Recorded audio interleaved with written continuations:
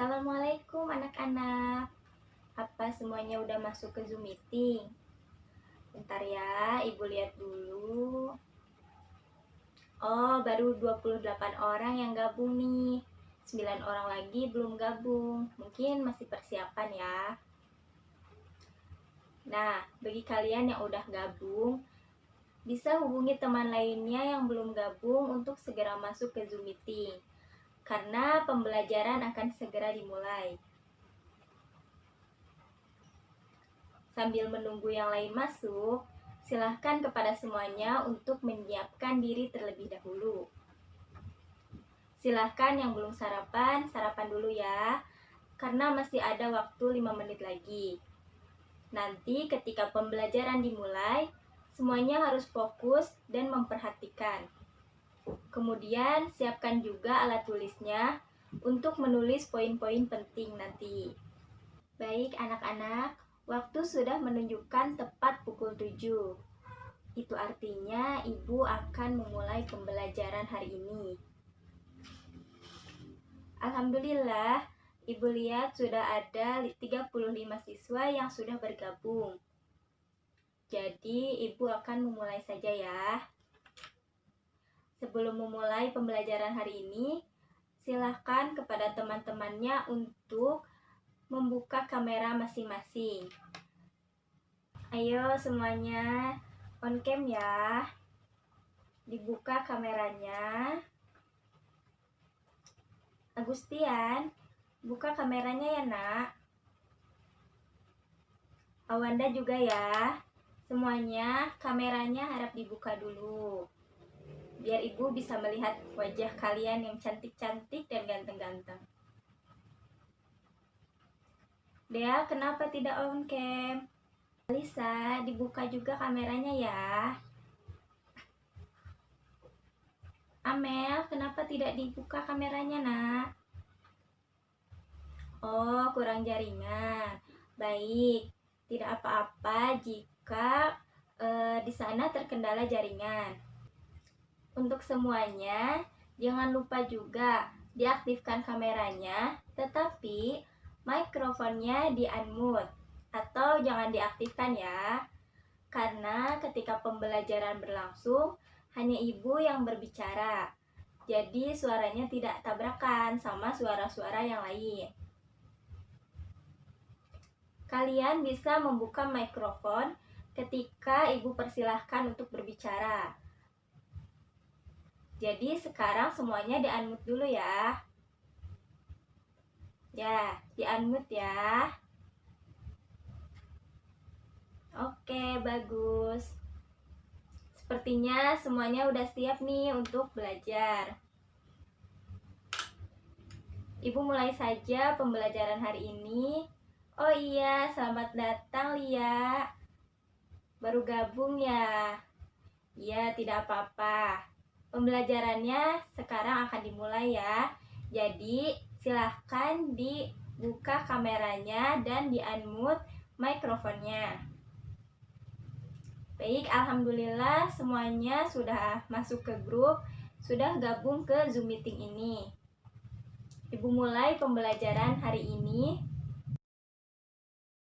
Assalamualaikum warahmatullahi wabarakatuh. Innal hamdalillah nahmaduhu wa nasta'inuhu wa nastaghfiruhu wa na'udzu billahi min syururi anfusina wa min sayyiati a'malina. May yahdihillahu fala mudhillalah wa may yudlil fala hadiyalah. Asyhadu an la ilaha illallah wahdahu la syarikalah wa asyhadu anna Muhammadar Rasulullah amma ba'du. Halo anak-anak, apa kabarnya hari ini? Semoga semuanya dalam keadaan sehat, kuat, dan semangat. Anak-anakku sekalian, mari kita bersyukur kepada Allah Subhanahu wa Ta'ala, karena dalam kondisi yang masih penuh kekhawatiran, musibah, ujian, ataupun cobaan, sehingga kita semua masih harus belajar secara daring sampai saat ini. Mari kita bersyukur karena sampai saat ini Allah masih memberikan kita kekuatan, kesehatan, dan kesempatan sehingga hari ini kita bisa berkumpul dan saling bertatap maya di Zoom meeting ini. Insya Allah kita semua di sini adalah untuk mendekatkan diri kepada Allah Subhanahu wa Ta'ala dan meraih ridhonya dengan thalabul ilmi. Sebagaimana dikatakan pada suatu riwayat, thalabul ilmi faridatun ala kulli muslimin. Menuntut ilmu adalah kewajiban bagi setiap muslim. Maka dari itu, mari kita semua luruskan niat dan hadirkan niat bahwa kita belajar di sini adalah untuk meraih ridho Allah dan menambah wawasan juga menambah ilmu. Karena kita semua tidak tahu apakah besok kita masih bisa hidup, apakah besok kita masih bisa belajar. Tapi hari ini kita semua harus memaksimalkan kesempatan dan potensi yang telah Allah berikan kepada kita semua dengan sebaik-baiknya, yaitu kita harus semangat belajar dan kita harus mengikuti pembelajaran dari ini walaupun kita sudah lelah. Hari ini kita sudah masuk ke subbab materi yang baru, yaitu tentang sumber hukum Islam. Sebelum ke materi, Ibu akan menyebutkan tujuan pembelajaran.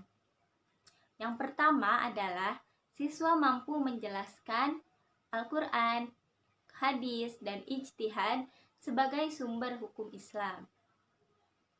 Yang kedua, siswa mampu menguraikan ikhlas dan taat beribadah sebagai implementasi pemahaman terhadap kedudukan Al-Quran, hadis, dan ijtihad sebagai sumber hukum Islam.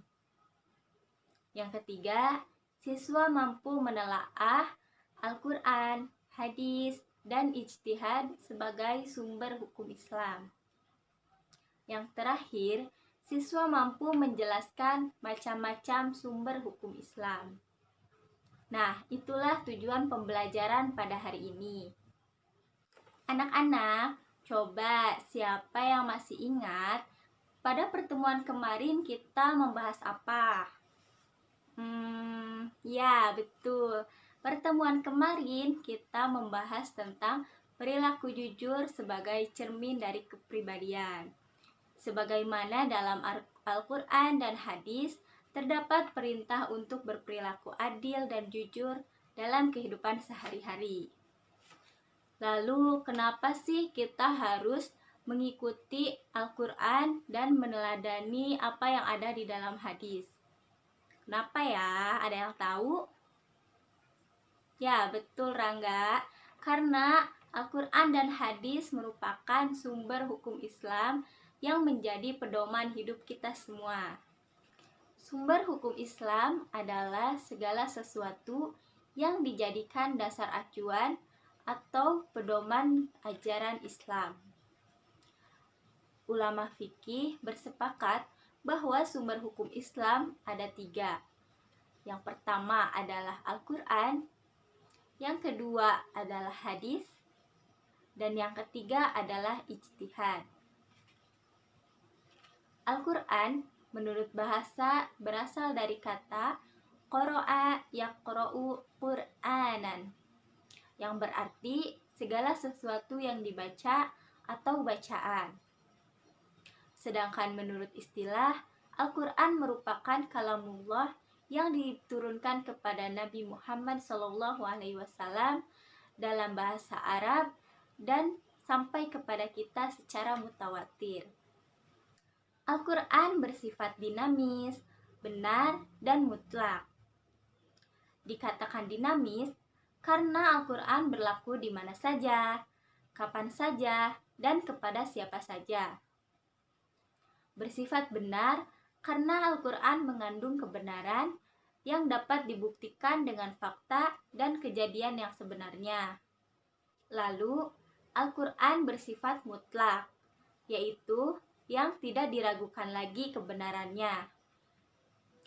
Adapun nama-nama Al-Quran, yang pertama adalah Az-Zikri, yaitu peringatan.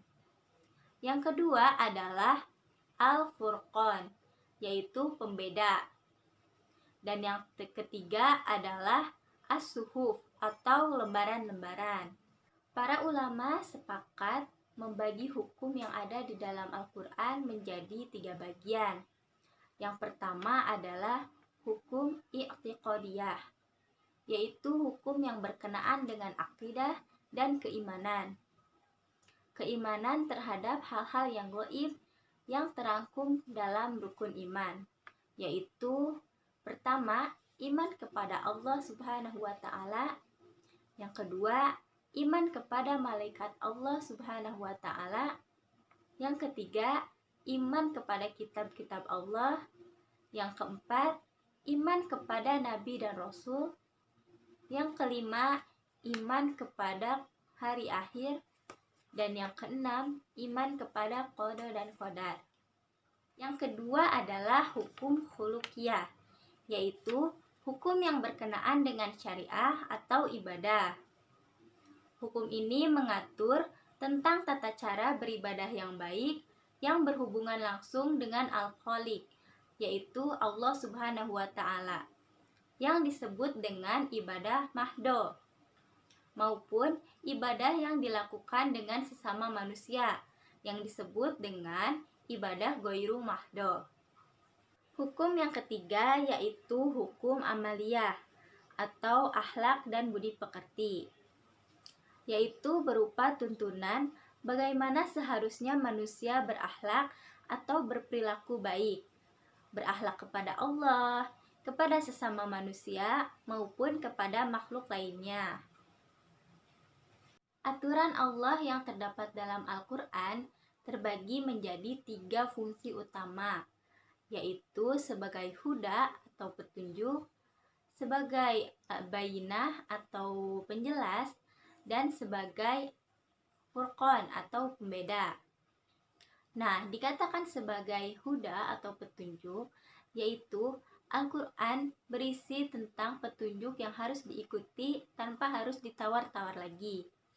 Seperti misalkan kita melihat arah petunjuk jalan yang suka dipasang di pinggir-pinggir jalan. Nah, ketika seseorang yang tidak mengetahui arah jalan, namun ia juga mengabaikan petunjuk arah yang sudah dipasang, maka sudah dipastikan bahwa orang tersebut akan tersesat. Karena apa? Karena dia tidak mengetahui arah tujuan dan arah jalan yang akan dia tempuh, lalu dia juga mengabaikan petunjuk yang sudah dipasang di setiap jalan. Al-Quran sebagai bainan atau penjelas, yaitu berfungsi memberikan penjelasan tentang apa-apa yang dipertanyakan manusia. Fungsi ketiga adalah sebagai furqan atau pembeda, yakni pembeda antara yang hak dan yang batil, antara yang benar dan yang salah.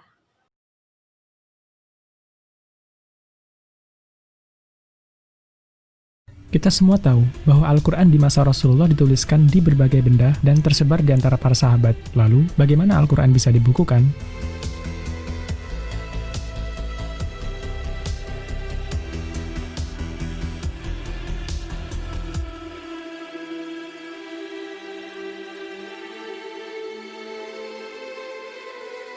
Assalamualaikum sahabat, kali ini kita akan membahas sejarah pengumpulan Al-Quran. Pengumpulan Al-Quran pada masa Khulafaur Rasyidin dimulai dari masa Khalifah Abu Bakar As-Siddiq. Di masa awal kepemimpinannya, banyak kelompok yang membangkang dan menolak membayar zakat. Selain itu, ada pula kelompok nabi palsu dan orang-orang yang murtad, serta kembali kepada kejahiliahan. Khalifah Abu Bakar mengambil langkah militer dengan memerangi ketiga kelompok tersebut secara keseluruhan. Maka, peperangan-peperangan tersebut dinamai dengan Perang Riddah atau Perang Melawan Kemurtadan. Dan perang yang paling berat saat itu adalah Perang Yamamah, yaitu peperangan melawan pasukan nabi palsu Musailamah Al-Kadzab. Pada perang inilah banyak kaum muslimin yang gugur. Di antaranya terdapat penghafal Al-Quran yang jumlahnya cukup banyak. Lalu Umar bin Khattab menganggap banyaknya penghafal Al-Quran yang gugur sebagai ancaman terhadap eksistensi Al-Quran. Karena itu, beliau mengusulkan kepada Khalifah Abu Bakar agar membukukan Al-Quran menjadi satu kitab atau mushaf. Walaupun sempat mengalami penolakan oleh Abu Bakar dan Zaid bin Sabit, Namun, pada akhirnya ide tersebut disetujui dan dilakukanlah pembukuan Al-Quran oleh tim yang diketuai Zaid bin Sabit. Sumber penulisan Al-Quran adalah para penghafal Al-Quran yang mutkin dan juga catatan-catatan Al-Quran yang ada sejak masa Rasulullah SAW. Bahkan, untuk menguatkan validitas teks tersebut, panitia pembukuan mensyaratkan harus ada minimal 2 orang saksi atas benarnya teks tersebut. Lalu, Al-Quran yang telah ditulis dalam satu mushaf tersebut dipegang oleh Khalifah Abu Bakar As-Siddiq hingga beliau wafat. Setelah itu, mushaf tersebut diwariskan kepada Khalifah Umar bin Khattab, dan ketika Umar wafat, maka mushaf itu dipegang oleh Hafsah, istri Rasulullah yang juga putri Umar bin Khattab. Pada masa Khalifah Umar bin Khattab, pembebasan wilayah Islam terjadi sangat gencar sehingga wilayah Islam sudah mencakup mayoritas wilayah Persia, Syam, Palestina, Mesir, hingga Libya, yang mana kebanyakan wilayah itu bukanlah wilayah yang menggunakan bahasa Arab sebagai bahasa sehari-harinya. Khalifah Umar bin Khattab lantas mengeluarkan kebijakan untuk mengutus para sahabat yang memiliki bekal ilmu mumpuni ke berbagai wilayah tersebut untuk mengajarkan Islam, termasuk diantaranya adalah mengajarkan Al-Quran. Maka setiap daerah memiliki guru Al-Qurannya masing-masing. Di Syam terdapat Ubay bin Ka'ab, di Irak terdapat Abdullah bin Mas'ud, di Homs terdapat Mikdad bin Amr, dan di Basrah terdapat Abu Musa al-Asy'ari. Di antara mereka pun kadang terdapat perbedaan dalam pembacaan Al-Quran. Hingga pada masa Utsman bin Affan menjadi khalifah dan wilayah Islam semakin meluas ke wilayah Ajam atau non-Arab, muncullah masalah baru dalam hal perbedaan mencolok dalam bacaan Al-Quran yang dikhawatirkan bisa membuat perpecahan umat. Masalah ini mengemuka pada saat pembebasan wilayah di Armenia, di mana pasukan Muslim saat itu terdiri dari masyarakat dari berbagai wilayah. Saat itu terjadi perselisihan dan pertentangan ketika ada perbedaan bacaan di antara mereka. Bahkan, masing-masing saling mengklaim bahwa bacaan merekalah yang paling benar. Hudzaifah bin Yaman yang menangkap hal ini sebagai pertanda bahaya bagi kesatuan umat, lalu menemui Khalifah Utsman bin Affan untuk mengutarakan masalah tersebut. Maka, Utsman bin Affan meminta mushaf Al-Quran yang disimpan oleh Hafsah untuk dilakukan penyalinan dan penggandaan teks Al-Quran. Dasar penyalinan dan penggandaan ini adalah mushaf yang telah ditulis secara lengkap pada masa Abu Bakar As-Siddiq. Panitia penyalinan Al-Quran terdiri dari Zaid bin Sabit, Abdullah bin Zubair, Sa'id bin Al-As, dan Abdurrahman bin Haris. Selain itu, juga memanggil para penghafal Al-Quran untuk mendeteksi dan menginventarisir bentuk perbedaan riwayat bacaan yang ada. Maka, mushaf yang ditulis ulang saat itu menggunakan tulisan Quraisy untuk mengakomodir perbedaan riwayat bacaan, sekaligus sebagai standar resmi yang diterbitkan oleh khalifah. Mushaf ini kemudian dinamakan sebagai Mushaf Utsmani dan digandakan menjadi 7 salinan. 6 lainnya disebar ke berbagai wilayah, sedangkan 1 salinan sendiri dipegang oleh khalifah yang disebut sebagai Mushaf Al-Imam. 6 wilayah tersebut yaitu Syam, Kufah, Basrah, Mekkah, Bahrain, dan Yaman. Adapun mushaf lainnya, selain mushaf dari Hafsah, kemudian dibakar dengan tujuan untuk mencegah terjadinya perpecahan, karena seluruh perbedaan bacaan Al-Quran telah resmi diakomodir dalam Mushaf Utsmani. Ditambah lagi, mungkin saja terdapat tulisan-tulisan tambahan dalam teks tersebut yang bukan merupakan Al-Quran, semisal catatan, makna, atau tafsir ayat yang bila tidak dihilangkan, dikhawatirkan akan memunculkan tambahan terhadap teks Al-Quran. Demikianlah sahabat pembahasan mengenai pengumpulan Al-Quran. Terima kasih telah menonton video ini. Tetap ikuti video-video kami berikutnya. Dan apabila ada yang ingin ditambahkan, silakan tinggalkan komentar di bawah. Sumber hukum Islam yang kedua adalah hadis. Hadis secara bahasa ialah perkataan atau ucapan. Sedangkan menurut istilah, hadis ialah perkataan, perbuatan, ataupun ketetapan yang dilakukan oleh Nabi Muhammad SAW. Hadis memiliki kedudukan satu tingkat di bawah Al-Quran. Itu artinya, jika suatu hukum tidak didapatkan di dalam Al-Quran, maka yang menjadi sandaran selanjutnya ialah hadis-hadis Nabi Muhammad SAW. Sebagai sumber hukum Islam yang kedua, hadis menjelaskan hukum-hukum yang belum ada di dalam Al-Quran, karena Al-Quran bersifat global atau masih umum. Selain itu, hadis juga menguatkan pernyataan-pernyataan yang ada di dalam Al-Quran. Hadis Nabi SAW dibedakan menjadi 3 bentuk. Yang pertama, hadis kauliyah, yaitu hadis yang didasarkan pada perkataan Nabi Muhammad SAW. Yang kedua adalah hadis fiqliyah, yaitu hadis yang didasarkan pada perbuatan Nabi SAW. Dan yang terakhir, hadis takririyah, yakni yang didasarkan pada persetujuan Nabi Muhammad SAW terhadap perbuatan para sahabatnya dalam hukum Allah Subhanahu wa Ta'ala. Nah, sebagai sumber hukum Islam yang kedua, hadis memiliki fungsi terhadap Al-Quran. Fungsi hadis terhadap Al-Quran. Yang pertama, sebagai penguat hukum yang sudah ada di dalam Al-Quran. Yang kedua, untuk memberi penjelasan terhadap hukum yang sudah ada di dalam Al-Quran, namun masih bersifat global atau umum. Yang ketiga, menerapkan hukum atau aturan-aturan yang belum didapati di dalam Al-Quran. Dan yang terakhir, menjelaskan tujuan dan maksud yang ada di dalam Al-Quran. Yang pertama adalah hadis sahih.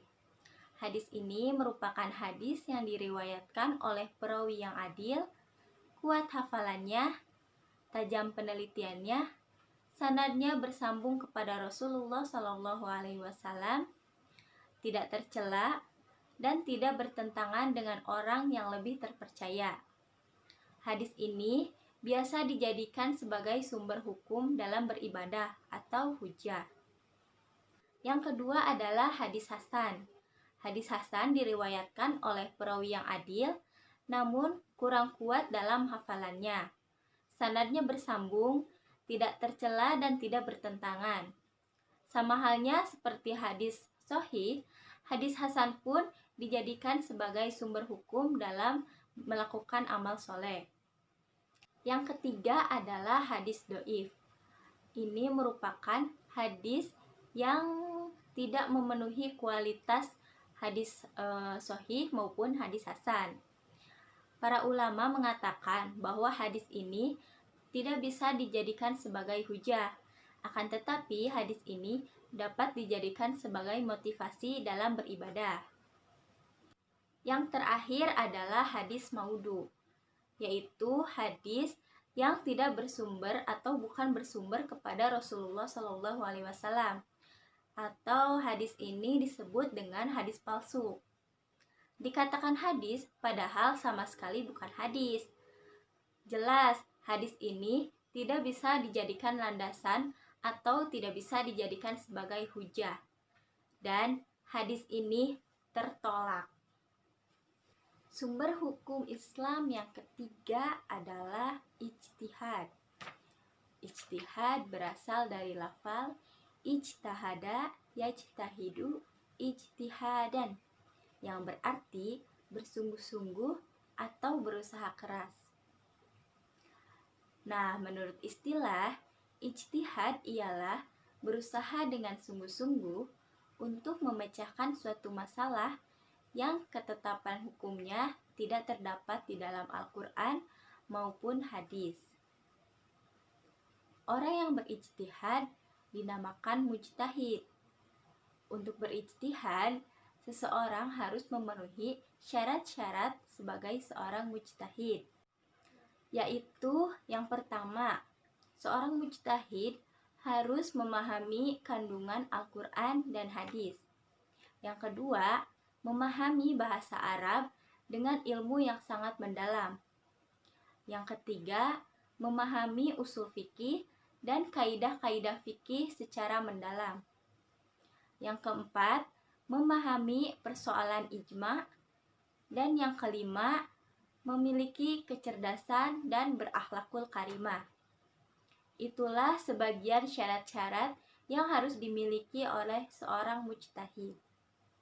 Bentuk-bentuk ijtihad yang disepakati. Yang pertama adalah ijma. Ijma menurut bahasa artinya sepakat, setuju, dan sependapat.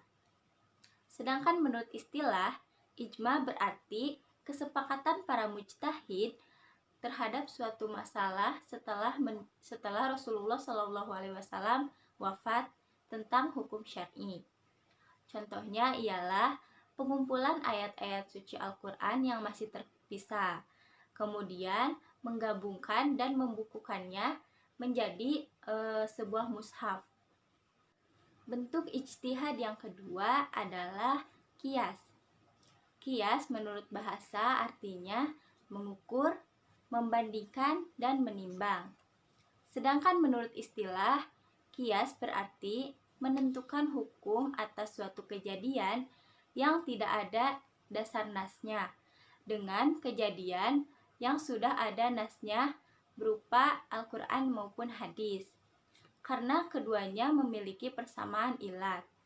Sebagai contoh ialah mempersamakan hukum bir, khamar maupun narkoba, karena ketiganya itu memiliki persamaan ilat, yaitu sama-sama memabukkan. Itulah yang dimaksud dengan ijtihad, bentuk ijtihad qiyas.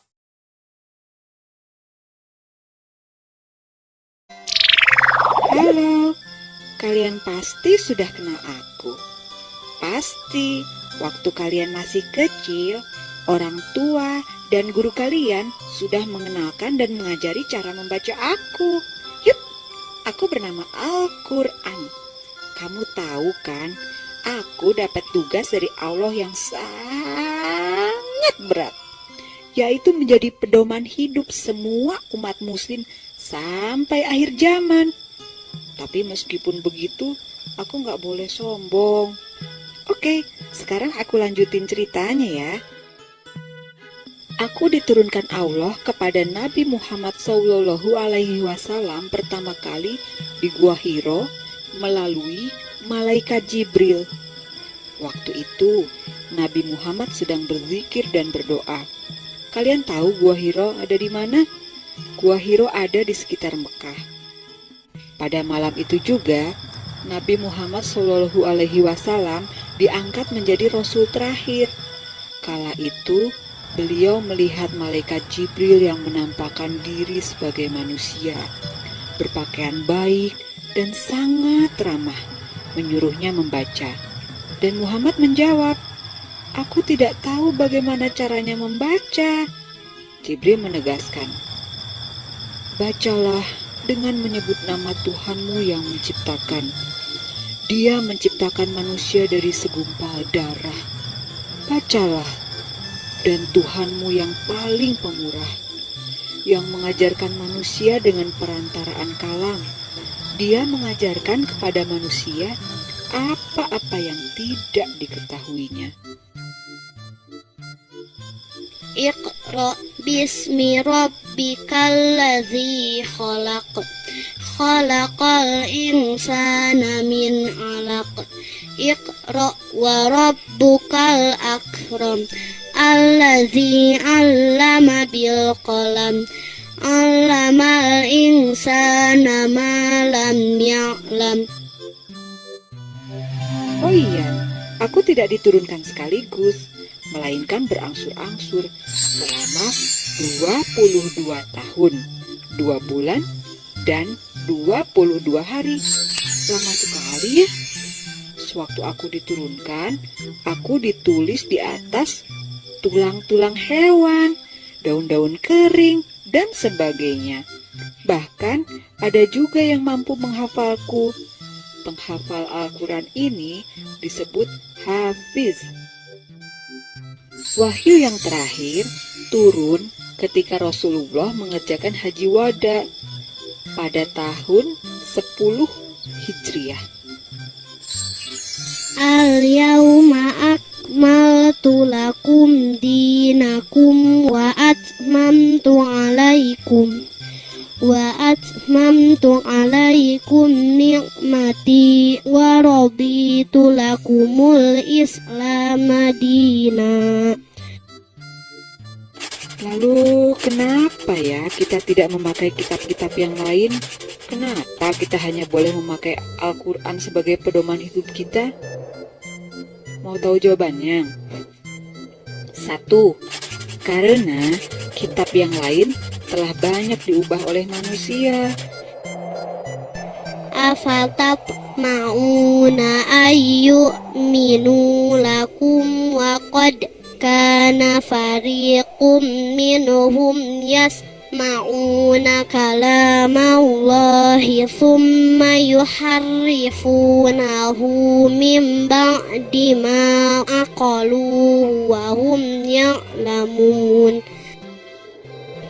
Ya ahlal kitabi lima talbisunal haqqa bil batili wa taktumunal haqqa wa antum ta'lamun. Al-Quran dijamin keasliannya. Inna nahnu nazzalna dzikra wa inna lahu lahafizun. Untuk tiap umat, syariatnya berbeda-beda sesuai dengan nabi dan kitab yang dibawanya. Tetapi sebetulnya syariat Islam jauh lebih mudah karena syariat Islam telah lengkap dan sempurna.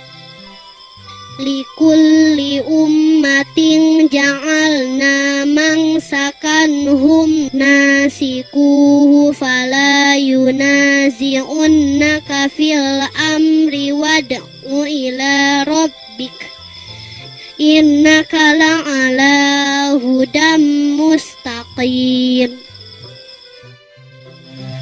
Al-yawma ya'isal ladzina kafaru min dinikum fala takhshawhum wakhshawun. Al-yawma akmaltu lakum dinakum wa atmamtu alaikum ni'mati wa raditu lakumul Islam madina.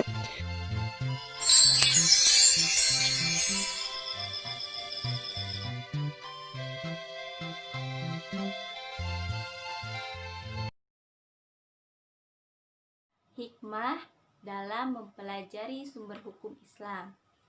Yang pertama, tidak tersesat dalam berperilaku karena berpedoman kepada agama. Yang selanjutnya, kedua adalah membiasakan diri taat beribadah dengan penuh ketulusan. Ketiga, membiasakan diri membaca dan mempelajari Al-Quran dan hadis. Keempat, terjauhkan diri dari azab dan laknat Allah Subhanahu wa Ta'ala karena telah melaksanakan aturan-aturan yang diberikan oleh Allah dan Rasul-Nya. Dan yang terakhir adalah meraih kebahagiaan hidup di dunia dan di akhirat serta terwujudnya akhlakul karimah. Nah, teman-teman, alhamdulillah materi sudah Ibu sampaikan. Sekarang Ibu akan buka sesi diskusi. Jadi, untuk teman-teman yang memiliki pertanyaan, silahkan dibuka unmute-nya. Oh, sudah ada pertanyaan nih. Yang pertama dari Kamelia. Assalamualaikum warahmatullahi wabarakatuh. Ibu izin bertanya, bagaimana jika seseorang melakukan ijtihad, kemudian ijtihadnya salah? Apakah jadi berdosa? Oh iya. Pertanyaan yang kedua, siapa yang mau? Ayo di unmute aja. Sinyal. Iya, gak apa-apa. Oh iya, ada. Dari Dani Ramadan. Assalamualaikum Ibu, izin bertanya, bagaimana dasar hukum diperbolehkannya melakukan ijtihad? Saya kurang mengerti, Bu. Oke. Ibu rasa cukup dulu untuk 2 pertanyaan ya. Ibu akan jawab dulu 2 pertanyaan ini. Ketika masih ada waktu, kita akan diskusi lagi. Baik, bismillah. Ibu akan menjawab pertanyaan-pertanyaan yang sudah masuk ya. Yang pertama tentang dasar hukum dibolehkannya ijtihad. Tentu ada ya dasar hukum dibolehkannya ijtihad. Kalian bisa lihat di Quran Surat An-Nisa ayat 59 dan Quran Surat An-Nisa ayat 105. Itu dasar hukum dibolehkannya ijtihad. Kemudian ada pula dalam hadis Rasulullah SAW. Ini ibu nyambung ke pertanyaan yang kedua, yang bagaimana jika ijtihadnya salah, apakah seseorang hakim itu akan menjadi berdosa? Nah, dalam hadis tersebut Rasulullah SAW mengatakan bahwa apabila seseorang hakim berijtihad dalam memutuskan suatu permasalahan, ternyata ijtihadnya benar, maka ia akan memperoleh 2 pahala. Apabila saat ia berijtihad, kemudian hasil ijtihadnya salah, maka ia akan memperoleh 1 pahala saja. Itu artinya, dalam berijtihad, ketika hasil ijtihad seorang hakimnya itu salah, maka itu tidak menjadi dosa ya, dan akan tetap mendapatkan 1 pahala. Begitu. Apa udah paham semuanya? Alhamdulillah jika sudah paham. Oh iya. Alhamdulillah pembelajaran hari ini sudah selesai dan berlangsung dengan baik. Inti dari pembelajaran hari ini adalah kita sebagai seorang muslim sudah seharusnya menjalankan hidup sesuai dengan pedoman hidup kita, yaitu sumber hukum Islam, Al-Quran, hadis, dan ijtihad. Sekarang silahkan kepada teman-teman untuk mengisi refleksi hariannya. Linknya udah ibu kirim di room chat ya. Ibu kasih waktu 10 menit untuk mengisi refleksi harian. Dimulai dari sekarang. Alhamdulillah semuanya udah mengisi. Sekarang tugas untuk minggu depan adalah kalian menulis resume pada aplikasi pendukung seperti poster, sekreatif mungkin pokoknya. Kemudian upload di media sosial masing-masing. Paham instruksi tugasnya? Ada yang mau ditanyakan? Alhamdulillah jika paham. Mari kita tutup pembelajaran hari ini dengan membaca hamdalah. Alhamdulillahirabbil alamin. Doa kifaratul majlis. Subhanakallahumma wa bihamdika asyhadu an la ilaha illa anta astaghfiruka wa atubu ilaik. Ibu tutup pembelajaran hari ini. Terima kasih ya semuanya. Wassalamualaikum warahmatullahi wabarakatuh.